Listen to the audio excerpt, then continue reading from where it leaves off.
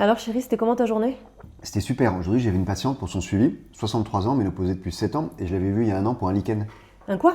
Un lichen vulvaire, c'est une maladie de la vulve qui touche principalement les femmes ménopausées, mais pas que, ça peut arriver beaucoup plus jeune. Ça provoque souvent des démangeaisons intenses, des douleurs, et ça rend les rapports complètement impossibles. À l'examen clinique, on voit un aspect blanchâtre, nous on dit un petit peu nacré, ça va modifier un petit peu l'anatomie avec une atrophie des petites lèvres. On traite avec des crèmes cicatrisantes, hydratantes, et puis des corticoïdes locaux la plupart du temps. Bref, ça n'avait pas marché, elle avait toujours mal, ça la démangeait toujours, elle ne pouvait pas avoir de rapport, sa vie c'était vraiment un enfer, elle en souffrait vraiment beaucoup. Mais elle vient d'où cette maladie? On a des pistes mais on ne sait pas très bien. Probablement un dysfonctionnement du système immunitaire. On s'est rendu compte que les femmes qui avaient cette maladie avaient aussi souvent un diabète de type 1 ou des maladies auto-immunes de la thyroïde.